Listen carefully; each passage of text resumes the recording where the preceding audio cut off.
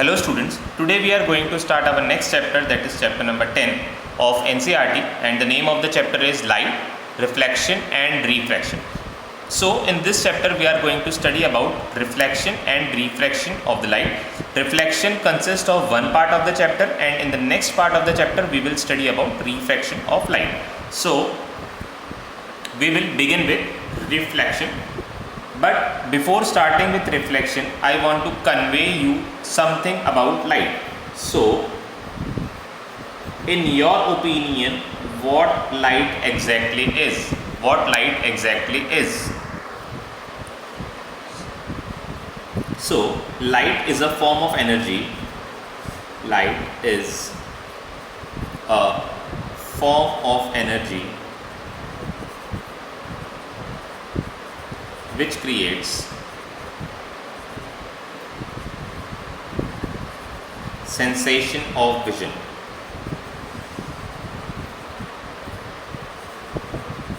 Light energy का ही एक form है, एनर्जी का एक ऐसा फॉर्म है जो हमें देखने में मदद करता है, जो हमें देखने में मदद करता है। अगर लाइट नहीं होती तो हम देख नहीं पाते। अब लाइट होता क्या है, एक और डेफिनेशन। सन से बहुत सारी रेज एमिट होती हैं, बहुत सारी इलेक्ट्रोमैग्नेटिक वेव्स सन से एमिट होती हैं। ये इलेक्ट्रोमैग्नेटिक वेव्स में स्पेक्ट्रम या इनकी फ्रीक्वेंसी के ऊपर हमने इन इलेक्ट्रोमैग्नेटिक वेव्स को कैटेगराइज कर रखा है। इनमें बहुत सारी रेज जैसे एक्सरे, गामा रेज, माइक्रोवेव्स,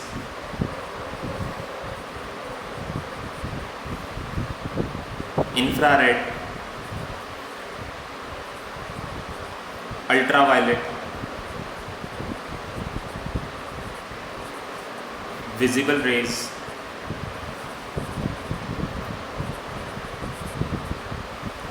तो हमने क्या कर रखा है, इन इलेक्ट्रोमैग्नेटिक वेव्स को इनकी फ्रीक्वेंसी और वेवलेंथ के अकॉर्डिंग अलग अलग कैटेगरी में कैटेगराइज कर रखा है, या अलग अलग पार्ट्स में हमने इनको कैटेगराइज कर रखा है depending on frequency and wavelength. So when we will talk about light, तो लाइट का हमारा मतलब है that part of the electromagnetic spectrum which has wavelength ranging from 400 nanometer to nanometre मतलब बताता हूँ अभी आपको नैनोमीटर क्या होता है। Nanometre to 700 nanometre. नैनोमीटर का मतलब होता है 1 nanometre is equals to 1 × 10⁻⁹ metre. ठीक है, ये लाइट की वेवलेंथ है। तो इलेक्ट्रोमैग्नेटिक वेव का एक ऐसा पार्ट जिसकी वेवलेंथ 400 नैनोमीटर से 700 नैनोमीटर के बीच में लाई करती है, उन रेज को हम क्या बोलते हैं, विजिबल रेज और लाइट। हम अब से जब लाइट की बात करेंगे तो हम इलेक्ट्रोमैग्नेटिक वेव के उस पार्ट की बात करेंगे जिसकी वेवलेंथ होगी 400 नैनोमीटर से 700 nanometre. Here n is wavelength, और वेवलेंथ कहाँ से कहाँ तक होगी, 400 से लेकर 700 के बीच में लाइट हम उसको बोलेंगे। और मैंने आपको बताया 1 नैनोमीटर जो होता है 10⁻⁹ मीटर के इक्वल होता है। लाइट के डेफिनेशन अगर पूछी जाए इलेक्ट्रोमैग्नेटिक वेव की टर्म्स में भी आप इसको एक्सप्लेन कर सकते हैं। It is that part of the electromagnetic spectrum which has wavelength of ranging from 400 nanometre to 700 nanometre. You can write it down also. और अगर एनर्जी की टर्म्स में आपसे पूछा जाए तो light is a form of energy which create sensation of vision. The easier definition is this one, the above one, because electromagnetic waves के बारे में अभी तक आपने पढ़ा नहीं है। दोनों ही डेफिनेशन करेक्ट है, ये थोड़ा सा अपर लेवल हो जाता है और ये 10th स्टैंडर्ड के अकॉर्डिंग ये डेफिनेशन इनफ है। आप इतना लिखेंगे तो आपको पूरे मार्क्स मिलेंगे। अब लाइट के बारे में हमने पढ़ा। लाइट पढ़ने के बाद हम पढ़ेंगे अब रिफ्लेक्शन के बारे में। अब रिफ्लेक्शन क्या होता है, रिफ्लेक्शन, तो सबसे पहले रिफ्लेक्शन की डेफिनेशन को हम डिस्कस कर लेते हैं। देखिए, ये एक ऑब्जेक्ट है। ऑब्जेक्ट कैसा है, ओपेक ऑब्जेक्ट है। ओपेक ऑब्जेक्ट है। जब लाइट इस ओपेक ऑब्जेक्ट से टकराती है और टकराने के बाद अब लाइट जो है इस ओपेक ऑब्जेक्ट को क्रॉस नहीं कर पाती। अगर क्रॉस नहीं कर पाती है तो टकराने के बाद ये सेम मीडियम में वापस आ जाती है और हमारी आइज़ में, टकराने के बाद सेम मीडियम में वापस आती है और हमारी आइज़ में गिरती है। और जब ये हमारे आइज़ में गिरती है तो जिससे टकराकर ये वापस आई हमें वो ऑब्जेक्ट नज़र आता है, हमें वो ऑब्जेक्ट जो है वो नज़र आता है। तो रिफ्लेक्शन देखिए, लाइट कहाँ से ट्रैवल कर रही थी? लाइट एयर में ट्रैवल कर रही थी। एयर में ट्रैवल करते करते वो टकराई एक ओपेक ऑब्जेक्ट के साथ, let it be wall. Wall से टकराकर वो वापस से कहाँ पर आ गई? वो वापस से एयर में ही आ गई, वॉल के अंदर नहीं गई, वॉल के अंदर नहीं गई। तो इसका मतलब क्या है? रिफ्लेक्शन क्या होता है? Reflection means the bouncing back, टकराने का मतलब bouncing back of light rays into the same medium. What medium is? Medium is air. जिसमें लाइट ट्रैवल करती है उसको हम बोलते हैं लाइट का मीडियम। जिस भी मीडियम में लाइट ट्रैवल करेगी या जहाँ से भी लाइट ट्रैवल करेगी उसको हम लाइट का क्या बोलेंगे? मीडियम। लाइक वाटर से ट्रैवल करेगी तो मीडियम इज़ वाटर, ग्लास में से ट्रैवल करेगी तो मीडियम इज़ ग्लास। अभी लाइट एयर में ट्रैवल कर रही है और वापस से बाउंस बैक होके मीडियम से टकराने के बाद बाउंस बैक होके कहाँ पर आ जाती है? सेम मीडियम में, यानी एयर में ही वापस आ जाती है। इसने मीडियम को चेंज नहीं किया। तो इस फिनोमिना को हम क्या बोलते हैं? इस फिनोमिना को हम बोलते हैं रिफ्लेक्शन ऑफ लाइट। रिफ्लेक्शन कैसे डिफाइन करेंगे इसको आप? It is bouncing back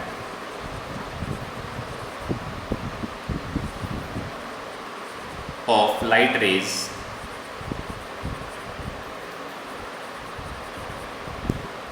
into the same medium.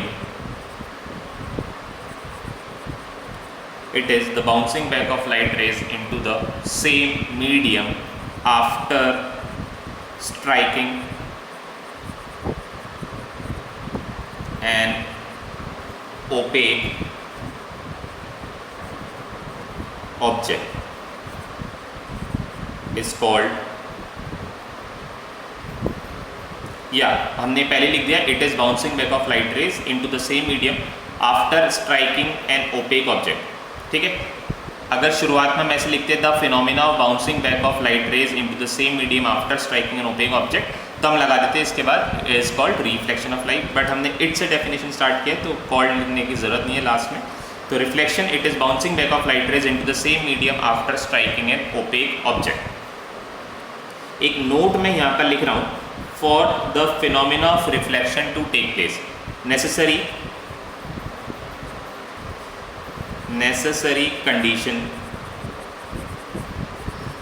for reflection. Reflection की नेसेसरी कंडीशन क्या होती है? The necessary condition for reflection is the object with which light is striking, an object with which light is striking must be opaque. क्या मतलब है इसका? जिस object से लाइट स्ट्राइक कर रही हो वो ऑब्जेक्ट ओपेक होना चाहिए, तभी रिफ्लेक्शन होगा, अदरवाइज रिफ्लेक्शन नहीं होगा। फॉर एग्जांपल, अगर ये जो ऑब्जेक्ट है ये ट्रांसपेरेंट या ट्रांसल्यूसेंट होता तो रिफ्लेक्शन जो है नहीं होता, दैट माइट बी रिफ्रैक्शन और सम अदर फिनोमिना। बट अगर रिफ्लेक्शन की हम बात कर रहे हैं, रिफ्लेक्शन तभी होगा जब ये ऑब्जेक्ट, सामने वाला ऑब्जेक्ट कैसा होना चाहिए? ये ओपेक होना चाहिए। It should not allow the light to pass through it, it should not allow the light to pass through it. Such object is called opaque object. ये ओपेक ऑब्जेक्ट, ट्रांसपेरेंट और translucent object की definition आप लोगों ने junior classes में भी पढ़ी है। तो ओपेक ऑब्जेक्ट के लिए आपको क्या बताया गया था? It is something which do not allow the light to pass through it. ठीक है, ऐसे ऑब्जेक्ट जिसमें से लाइट पास नहीं कर सकती उसको हम क्या बोलते हैं? ओपेक ऑब्जेक्ट बोलते हैं। और रिफ्लेक्शन होने के लिए सबसे असेंशियल कंडीशन यही है कि ऑब्जेक्ट कैसा होना चाहिए? ऑब्जेक्ट ओपेक होना चाहिए। अगर ट्रांसपेरेंट और ट्रांसल्यूसेंट होगा तो रिफ्लेक्शन नहीं होगा। Now next topic is types of reflection. Reflection दो तरह के होते हैं। कौन कौन से दो तरह के होते हैं रिफ्लेक्शन, वो अभी हम पढ़ेंगे। देखिए, आपने दो तरह के फिनोमेना ऑब्जर्व करे होंगे प्रैक्टिकल लाइफ में। एक तो ये, जब लाइट किसी ऑब्जेक्ट पर गिरती है, जब लाइट किसी ऑब्जेक्ट पर गिरती है तो गिरने के बाद हमें वो ऑब्जेक्ट जो है नज़र आ जाता है। जैसे अभी हमने यहाँ पर बात करी, किसी ऑब्जेक्ट पर अगर लाइट गिरती है तो लाइट गिरने के बाद जब टकराकर उस ऑब्जेक्ट से टकराकर हमारे आइज़ में आती है तो हमें जो है वो ऑब्जेक्ट नज़र आ जाता है। फॉर एग्ज़ाम्पल, अगर एक वॉल की बात करते हैं तो लाइट जब वॉल पर आकर गिरती है, वॉल पर गिरने के बाद हमें जो वॉल है वो नज़र आ जाती है। अगर कमरे में अंधेरा होगा तो हमें दीवार जो है या वॉल जो है वो दिखाई नहीं देगी।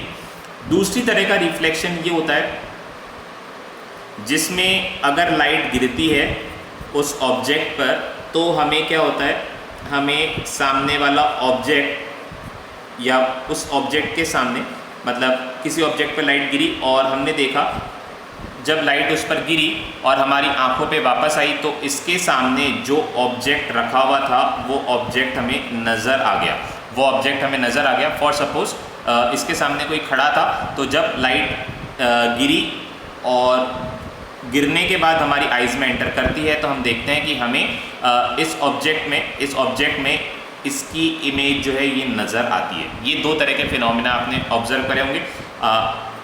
इस तरह का जो ऑब्जेक्ट होता है इसको हम क्या बोलते हैं, इसको हम बोलते हैं मिरर। तो मिरर में जो रिफ्लेक्शन होता है, इस रिफ्लेक्शन में मिरर के सामने जो ऑब्जेक्ट रखा हुआ होता है वो हमें नज़र आ जाता है। और एक ऐसा दूसरा रिफ्लेक्शन होता है जैसे वॉल में, कि अगर वॉल के ऊपर लाइट गिरती है तो हमें वॉल के सामने क्या रखा हुआ ये नज़र नहीं आता, बल्कि जो वॉल होती है वो नज़र आ जाती है। इस तरह के रिफ्लेक्शन को हम बोलते हैं डिफ्यूज रिफ्लेक्शन और इस तरह के रिफ्लेक्शन को हम बोलते हैं रेगुलर रिफ्लेक्शन। तो डिफ्यूज रिफ्लेक्शन और रेगुलर रिफ्लेक्शन में लाइट रेस कैसे कैसे ट्रेवल करती है वो देखते हैं। पहला केस हम देखते हैं diffuse reflection. Types of reflection, number 1 diffused reflection. Diffuse reflection में क्या होता है, for suppose this is an object must be opaque. Reflection कोई सा भी हो, ऑब्जेक्ट कैसा होना चाहिए, ओपेक होना चाहिए। और ये जो है इसका जो सरफेस है, the surface is rough. Surface कैसा है, रफ और नॉट स्मूथ।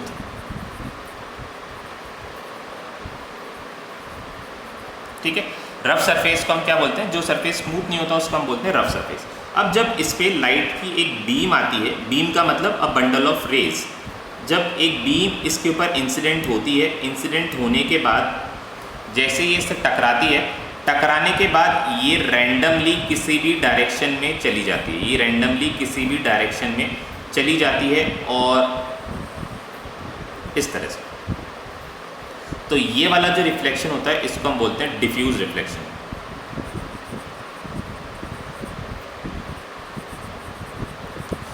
डिफ्यूज रिफ्लेक्शन में क्या होता है, when light falls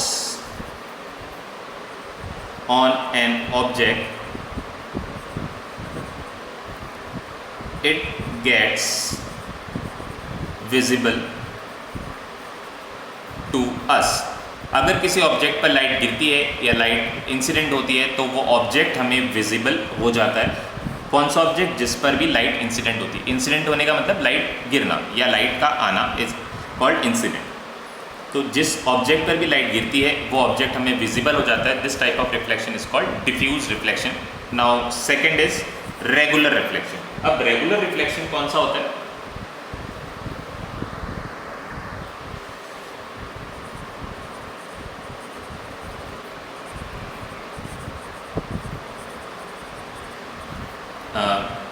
the reflection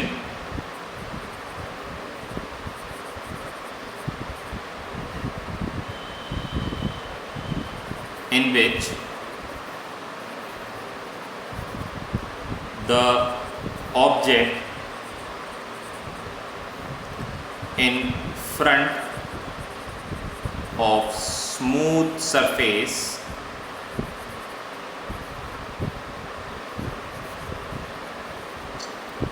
on which light is incident the reflection in which the object in front of the smooth surface on which the light is incident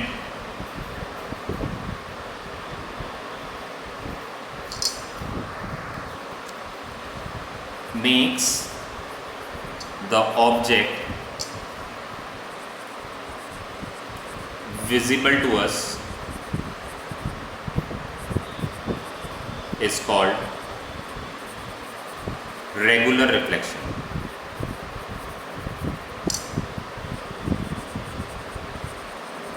This is a special case of reflection, and this type of reflection takes place only in mirrors. This type of reflection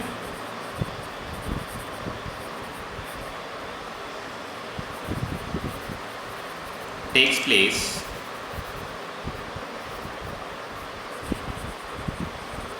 only in mirrors. ये reflection कहाँ होता है? ये reflection सिर्फ mirrors में ही होता है, और बाकी जगह इसके अलावा, मिरर्स के अलावा जो भी रिफ्लेक्शन होता है उनको हम बोलते हैं डिफ्यूज रिफ्लेक्शन.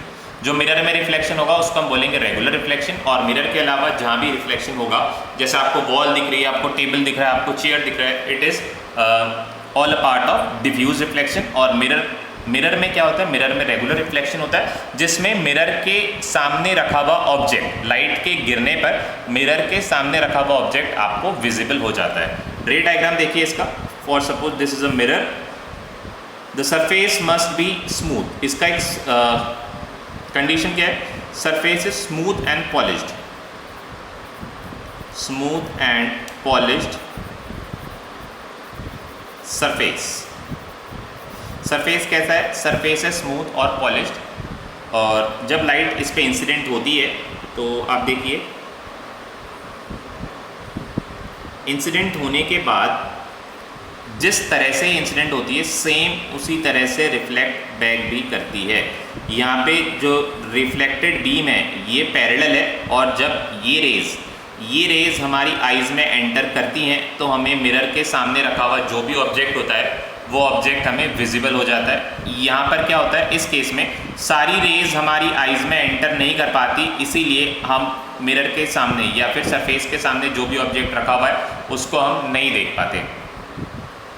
तो इस पर जैसे डिफ्यूज रिफ्लेक्शन पर क्वेश्चन क्या आता है? इस पर क्वेश्चन आता है, why does the table appears brown. Table appears brown, या कोई भी कलर आपको दे दिया जाएगा कि टेबल ब्राउन क्यों है, या टेबल ब्लू क्यों है, या फिर जो लीव्स हैं वो ग्रीन क्यों हैं. तो रिफ्लेक्शन में अगर इस तरह का क्वेश्चन पूछा जाएगा तो आपको आंसर में लिखना है because it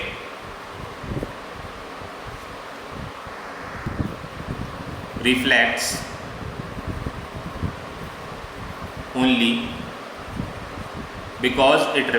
only brown color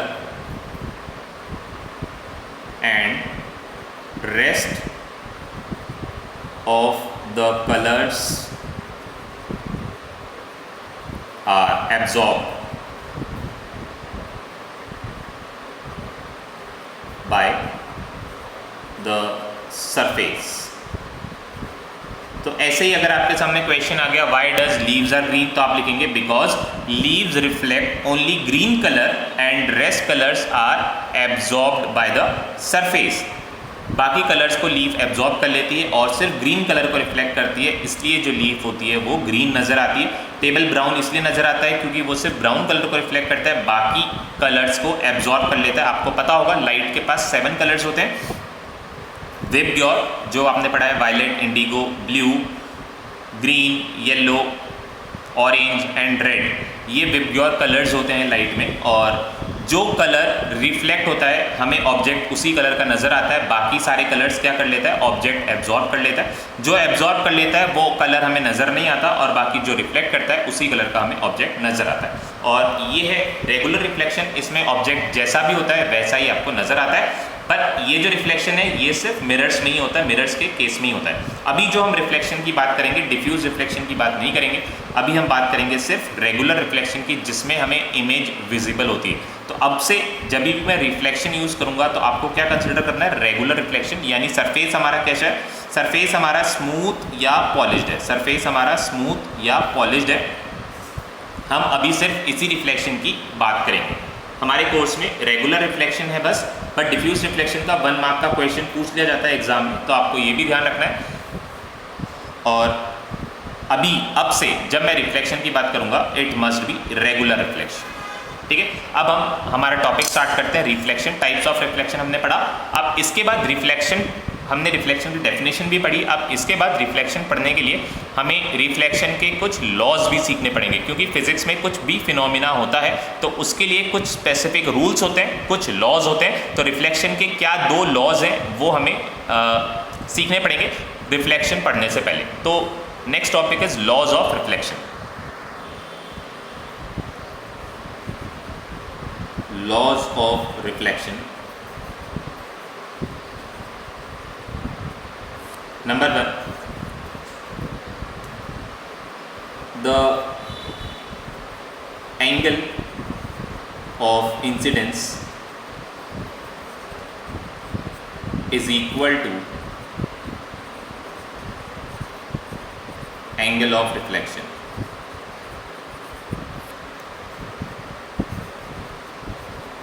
angle of incidence angle of reflection के इक्वल होता है। एंगल ऑफ इंसिडेंस क्या होता है उसकी भी बात हम कर लेते हैं। पहले एक बार लॉज लिख लेते हैं। दूसरा, the incident ray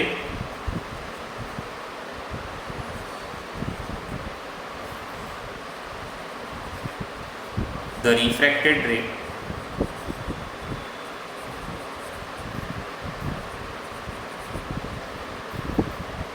the normal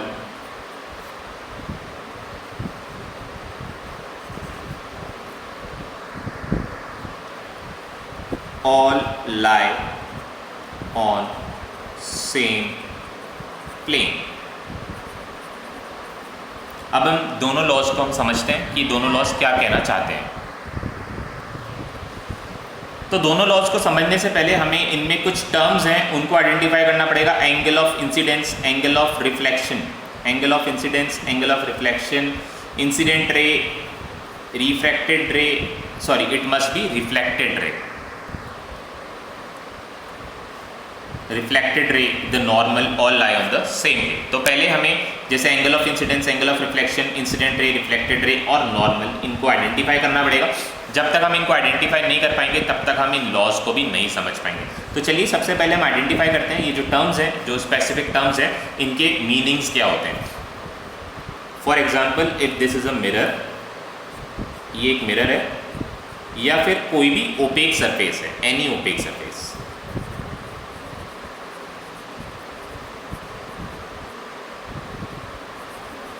any opaque surface, कोई भी ओपेक सरफेस हो सकता है, ज़रूरी नहीं है सिर्फ मिरर है, कि कोई भी ओपेक सरफेस हो सकता है। Laws of reflection, diffuse reflection और रेगुलर रिफ्लेक्शन, कोई भी तरह का रिफ्लेक्शन हो, चाहे साउंड का रिफ्लेक्शन हो, चाहे लाइट का रिफ्लेक्शन हो, लॉज रिफ्लेक्शन के हमेशा ओबे करेंगे, लॉज ऑफ रिफ्लेक्शन हमेशा फॉलो करेंगे। ठीक है, तो यहाँ पर लाइट आती है और इस सरफेस को स्ट्राइक करती है। जिस पॉइंट पर लाइट स्ट्राइक करती है उस पॉइंट को हम बोलते हैं point of incidence. Point of incidence, point of incidence, वो पॉइंट जहाँ पर लाइट स्ट्राइक करती है उसको हम बोलते हैं पॉइंट ऑफ इंसिडेंस। और जो लाइट रे आकर स्ट्राइक करती है या सरफेस को हिट करती है उसको हम बोलते हैं इंसिडेंट रे।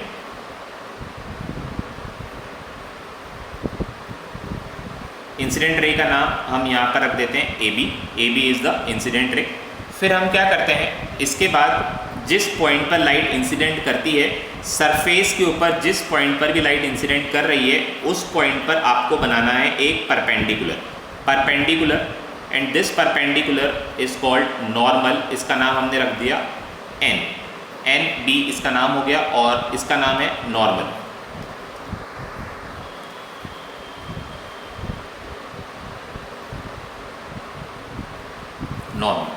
अब इंसिडेंट रे ने नॉर्मल के साथ जो एंगल बनाया, इंसिडेंट रे ने नॉर्मल के साथ एंगल जो बनाया, that is angle ABN। Angle ABN, ये वाले एंगल की हम बात कर रहे हैं, angle ABN। It is called angle of incidence.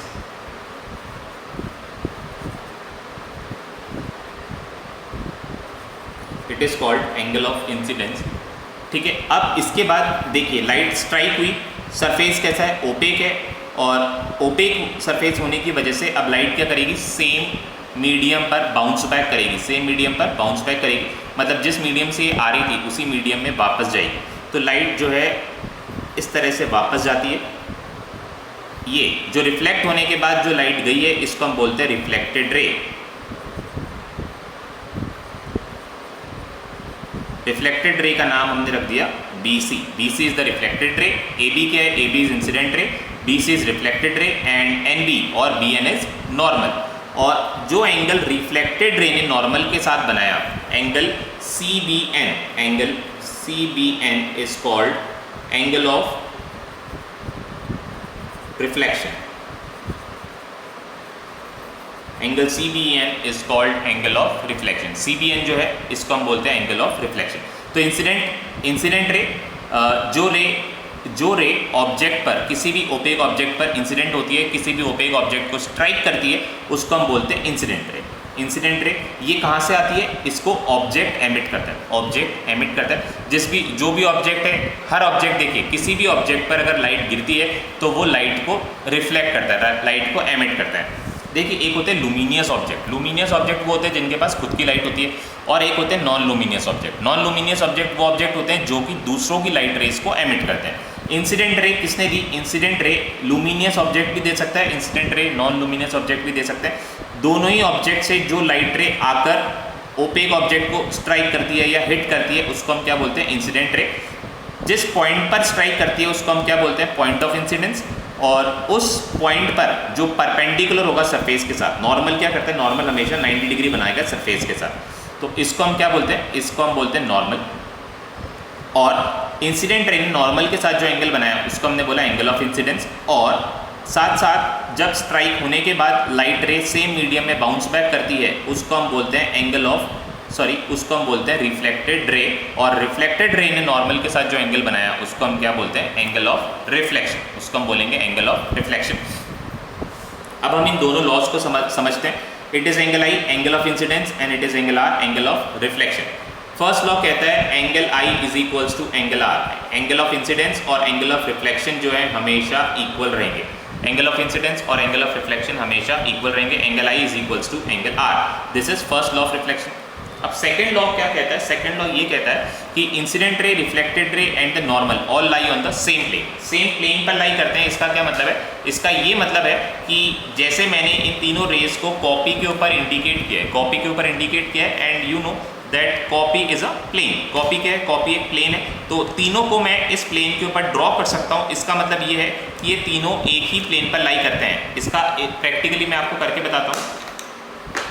For suppose this is the normal, ये जो रे है दिस इज द नॉर्मल रे, और ये इंसिडेंट रे। इंसिडेंट रे, ये इंसिडेंट रे इस पर स्ट्राइक करती है तो this is the point of incidence, और पॉइंट ऑफ इंसिडेंस से हम जो परपेंडिकुलर बनाते हैं उसको हम क्या बोलते हैं, नॉर्मल। ये जो ब्लैक वाली पेंसिल है this is incident ray, this is normal, and the angle between normal and incident ray is called angle of incidence. अब ये जो रिफ्लेक्टेड रे है, ये रिफ्लेक्टेड रे ऐसे नहीं आ सकती, ये रिफ्लेक्टेड रे ऐसे नहीं आ सकती, ये रिफ्लेक्टेड रे को इसी प्लेन पे रहना पड़ेगा। जिस प्लेन पर इंसिडेंट रे और नॉर्मल है उसी प्लेन पर रिफ्लेक्टेड रे को रहना पड़ेगा। रिफ्लेक्टेड रे ऐसा नहीं है कि लाइट यहाँ से टकराई, अब टकराकर ये ऐसे वापस आ जाएगी आपकी तरफ या फिर कॉपी के अंदर घुस जाएगी। इसको सेम ऐसे ही एक ही प्लेन पर रहना पड़ेगा। जिस प्लेन पर इंसिडेंट रे, रिफ्लेक्टेड रे और इंसिडेंट रे और नॉर्मल है उसी प्लेन पर रिफ्लेक्टेड रे को रहना पड़ेगा। इसका मतलब ये तीनों के तीनों जो रेज हैं, ये incident ray, reflected ray and normal, ये तीनों के तीनों एक ही प्लेन पर लाई करते हैं। देखिए इसको मैं कॉपी के ऊपर रखता हूँ तो तीनों कॉपी के ऊपर आ रहे हैं, because copy is a plane, copy एक प्लेन है। इसको तीनों को हम बोर्ड के ऊपर भी ड्रॉ कर सकते हैं, कोई भी प्लेन रहेगा उस पर हम इसको ड्रॉ कर सकते हैं, क्योंकि ये तीनों एक ही प्लेन पर लाई करते हैं। इसके पास यहाँ जाने की और नीचे जाने की फ्रीडम या कहीं और जाने की फ्रीडम नहीं है, इसको इसी प्लेन में ही रहना पड़ेगा। This is the second law of reflection. Now our next topic is reflection through a plane mirror. Reflection through a plane mirror.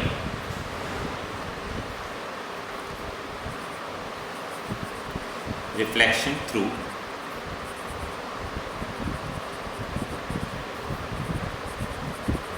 plane mirror.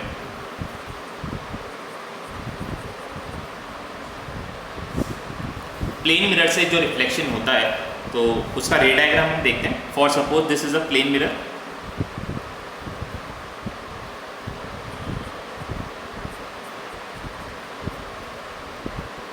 और प्लेन मिरर के सामने ये ऑब्जेक्ट रखा हुआ है। फॉर सपोज ये ऑब्जेक्ट है, या मान लीजिए यहाँ पर कोई पर्सन, वो पर्सन यहाँ पर खड़ा है और यहाँ पर पर्सन की आइज़ है, यहाँ पर पर्सन की आइज़ है, इसको हम ई पॉइंट मार्क कर देते हैं। और यहाँ पर पर्सन का हेड है एच, और यहाँ पर पर्सन के लेग्स हैं, इसको हम एल मार्क कर देते हैं। अब देखिए डायग्राम थोड़ा सा अनटाइडी हो जाएगा, आइज़ को थोड़ा सा और नीचे कंसिडर करते हैं। दीज आर आइज़, यहाँ पर आइज़ हैं। अब देखिए ये नॉर्मल है, नॉर्मल हमने कैसे बनाया, ये रिफ्लेक्टेड ये हमारा ओपेक सरफेस है या मिरर है, मिरर से हमने परपेंडिकुलर नॉर्मल बना लिया, एक नॉर्मल ये रहा और दूसरा नॉर्मल हम यहाँ पर बना देते हैं। This is normal 1, this is normal 2, ठीक है। अब देखिए जो लाइट रेज हमारी हेड से जाती हैं मिरर तक, हमारी हेड से मिरर तक जाती है, ये मिरर पे जाने के बाद, मिरर से टकराने के बाद ये लाइट रेज हमारी आइज़ में आती है और हमें हमारा जो हेड है वो विजिबल होता है। इस तरह से हमें हमारा हेड विजिबल होता है। अब देखिए जो लाइट रेज हमारी लेग्स से निकल रही है या हमारे टोज से निकल रही है, ये मिरर से टकराती है और मिरर से टकराने के बाद हमारी आइज़ में जाती है और हमें हमारे लेग्स नज़र आते हैं। इस तरह से हमारी बॉडी के हर एक पोर्शन से लाइट रेज निकलती हैं और निकलने के बाद मिरर से टकराती हैं और टकराने के बाद हमारी आइज़ में आती है और हमें हमारी बॉडी का हर एक पार्ट नज़र आता है। बट इमेज को शो करने के लिए कोई सी भी दो रेज से हम इमेज शो कर सकते हैं। हमने एक रे ली जो हमारी हेड से निकल रही है और एक रे ली जो हमारी लेग से या टोज से निकल रही है। दोनों रेज हमारी आइज़ को स्ट्राइक करती हैं, तो हम मिरर में क्या देखते हैं, हम हमारा हेड और हमारे लेग्स को हम मिरर में देख पाते हैं। फॉर सपोज हेड से आइज़ का बीच का जो डिस्टेंस है उसको हम x कंसिडर करते हैं और लेग से आइज़ का जो डिस्टेंस है इसको हम y कंसिडर करते हैं। तो ऑब्जेक्ट की जो टोटल हाइट है, ऑब्जेक्ट की जो टोटल हाइट है ये कितनी हो गई, ये हो गई x प्लस वाई। ऑब्जेक्ट की जो टोटल हाइट है ये है x plus y. But mirror कितना काम में आया हमें देखने में, मिरर देखिए ये मिरर का सिर्फ इतना पोर्शन काम में आया कि हम पूरे ऑब्जेक्ट को देख पाए। मिरर के सिर्फ इतने से पोर्शन में, यहाँ से यहाँ n1 से लेकर n2 के पोर्शन में, बाकी ये वाला जो पोर्शन है मिरर का, ये वाला पोर्शन और ये वाला पोर्शन, ये हमारे कोई भी काम नहीं आया। बस n1 से लेकर n2 तक के पोर्शन में हमने हमारी पूरी बॉडी को देख लिया मिरर में। तो अगर हमें हमारी पूरी इमेज चाहिए, अगर हमें हमारी पूरी इमेज चाहिए तो मिरर का जो मिनिमम साइज़ होना चाहिए वो कितना होना चाहिए, ये देखिए जो ये पूरा x था तो यहाँ से यहाँ तक की डिस्टेंस कितनी हो जाएगी, यहाँ से यहाँ तक की डिस्टेंस हो जाएगी x/2 और यहाँ से यहाँ तक की डिस्टेंस, यहाँ से यहाँ तक की डिस्टेंस जो हो जाएगी ये है y/2 और ये वाली डिस्टेंस और ये वाली डिस्टेंस ही n1 और n2 के इक्वल होगी। तो n1 प्लस n2 कितना हो जाएगा, x/2 प्लस y/2। तो हम कंपेयर करते हैं साइज ऑफ द मिरर जिसको हम h डैश कंसिडर कर लेते हैं, ये कितना हो जाएगा x/2 प्लस y/2, 1/2 कॉमन लेते हैं, अंदर रह जाएगा x प्लस वाई और इस x प्लस वाई किसके इक्वल था, x प्लस वाई हाइट के इक्वल था, हाफ। तो mirror, the size of the mirror कितना होना चाहिए, हमारी हाइट के एटलीस्ट आधा होना चाहिए, तो हम अपनी पूरी इमेज को इसमें देख पाएंगे। The size of the mirror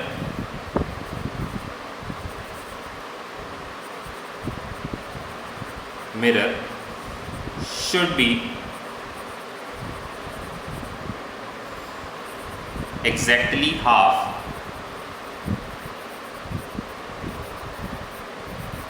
the size of the mirror should be exactly half of the size of the object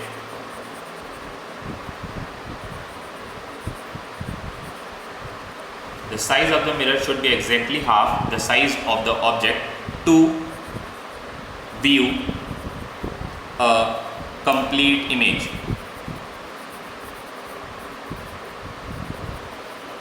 मतलब अगर हमें हमारी पूरी इमेज देखनी है, मतलब अगर ये मान लीजिए अगर आपकी हाइट 6 फीट है तो अगर आपको पूरी इमेज आपकी देखनी है तो मिनिमम साइज मिनिमम साइज जो मिरर का रिक्वायर्ड है वो है 3 फीट। 3 फीट से अगर छोटा मिरर होगा तो उसमें आप कभी भी अपना पूरा इमेज नहीं देख पाएंगे, उसमें आप अपनी पूरी इमेज कभी भी नहीं देख पाएंगे। तो the size of the mirror should be exactly half the size of the object to view the complete image. ये जो पॉइंट है इस पे क्वेश्चंस NTSC ओलंपियाड इन पे पूछे जाते हैं। बोर्ड में तो आपके लिए ये नहीं है, बट NTSC ओलंपियाड के प्रोस्पेक्टस से इस तरह के क्वेश्चंस उसमें पूछे जाते हैं। तो आपको एक चीज़ ध्यान रखनी है कि पूरा इमेज देखने के लिए जो मिरर का साइज़ होना चाहिए that should be half the size of the object. अब इसमें एक चीज़ और पढ़ते हैं। अगर आपके पास दो प्लेन मिरर्स हैं जो कि किसी एंगल पर इंसिडेंट है, ये दोनों प्लेन मिरर्स ने अपने बीच में कोई एंगल बना रखा है, let it be theta angle है, और ये एक मिरर है और नीचे वाला भी मिरर है, और इसके बीच में इन दो मिरर्स के बीच में रखा हुआ है हमारा object. This is our object. तो एग्जाम में क्वेश्चन आ जाता है, how many images will be form, how many images are visible, इस तरह का क्वेश्चन आ जाता है। तो if n is the total number of images, अगर n नंबर ऑफ इमेजेस है, मैं लिख देता हूँ यहाँ पे, if n is number of images, then n is equals to 360 upon theta minus 1, 360 upon theta minus 1। For example अगर ये एंगल 60 डिग्री होता, if this angle is 60 degree, theta अगर 60 डिग्री है, दो मिरर्स 60 डिग्री पर एक दूसरे के साथ इंक्लाइंड है, तो कितनी इमेजेस हम देख पाएंगे? तो आंसर है 360 अपॉन 60 माइनस 1। तो 360 अपॉन 60 कितना हो गया? 6, 6 माइनस 1 इज 5। तो टोटल आपको 5 इमेजेस नजर आएंगे। किस केस में? अगर दो मिरर्स, ये ऐसे दो मिरर्स, इनके बीच में 60 डिग्री का एंगल है, तो आपको टोटल इमेज कितनी नजर आएंगी? तो आपको टोटल इमेज जो है वो 5 इमेजेस नजर आएंगी, 5 इमेजेस। ठीक है। प्लेन मिरर जो इमेज बनाता है उस इमेज की कुछ कैरेक्टरिस्टिक्स होती हैं। Characteristics of the image formed by plane mirror. Characteristics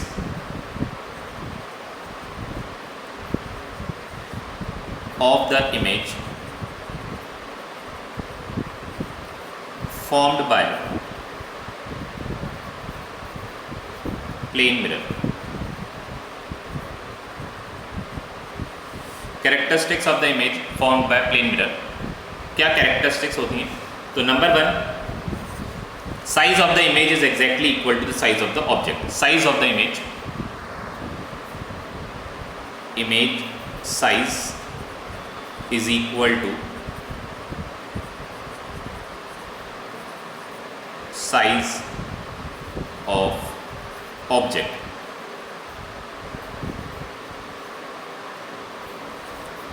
Next is the image formed is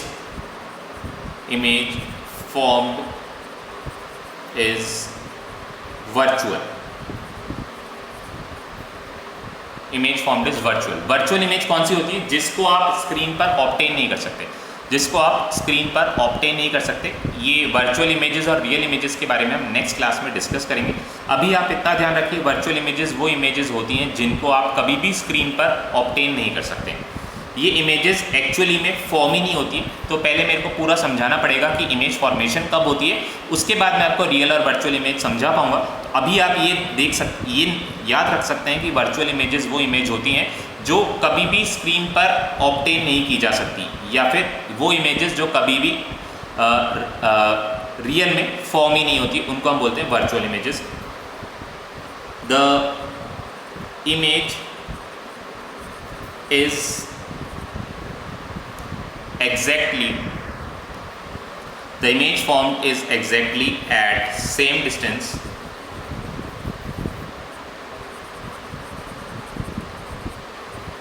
from the mirror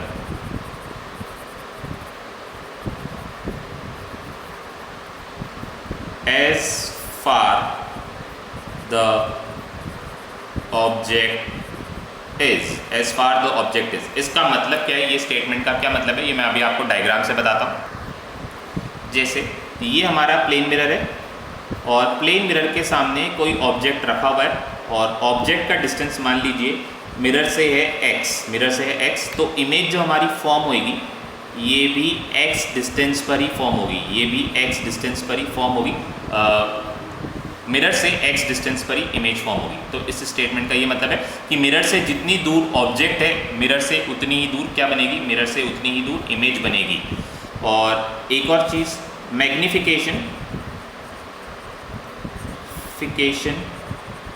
of plane mirror is always +1। ये मैग्निफिकेशन क्या होता है ये भी हम आगे सीखेंगे, बट क्योंकि अभी हम प्लेन मिरर की कैरेक्टरिस्टिक्स कर रहे हैं और प्लेन मिरर की कैरेक्टरिस्टिक्स प्लेन मिरर के टॉपिक के साथ ही कराई जाती हैं, इसीलिए मैं आपको रफली बता रहा हूँ। मैग्निफिकेशन का मतलब होता है इमेज साइज और ऑब्जेक्ट साइज के बीच का कंपैरिजन। मैग्निफिकेशन अभी ध्यान रखना है आपको, प्लेन मिरर के केस में मैग्निफिकेशन कितना होता है, प्लेन मिरर केस में जो मैग्निफिकेशन होता है इट इज +1। तो these are some characteristics of the plane mirror. In the next class we will study about spherical mirrors, we will also study about real and virtual images। ठीक है, इसमें आप एक और पॉइंट ऐड कर सकते हैं,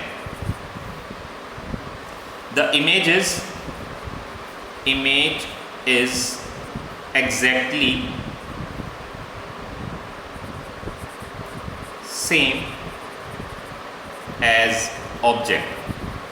मतलब ऑब्जेक्ट के जो भी कलर होते हैं, ऑब्जेक्ट में जो भी कलर है वो इमेज में आपको सेम टू सेम नज़र आता है, उसमें कोई भी चेंज नहीं होता। और ऑब्जेक्ट की जितनी साइज़ है उतनी ही साइज़ का इमेज आपको नज़र आता है, ये हमने पहले कर लिया। एग्जैक्टली सेम, या यहाँ पर हम आइडेंटिकल भी लिख सकते हैं। और आइडेंटिकल लिखने का ये मतलब है कि कलर, शेप, साइज सब कुछ क्या होगा, सब कुछ सेम टू सेम होगा। ये प्रॉपर्टी भी आप इसमें ऐड कर सकते हैं, अदरवाइज 4 प्रॉपर्टीज़ वर इनफ। ठीक है, so these were the characteristics of the image formed by the plane mirror। In the next class we will study about the spherical mirrors। We will categorize the images into 2 parts, that is real and virtual। real और virtual images के बारे में पढ़ेंगे। image formation के बारे में भी पढ़ेंगे कि image formed कब होती है, किस कंडीशंस में होती है, वो भी हम पढ़ेंगे। तो आज के लिए हम इतना ही करते हैं, नेक्स्ट क्लास में हम मिलेंगे spherical mirrors के साथ।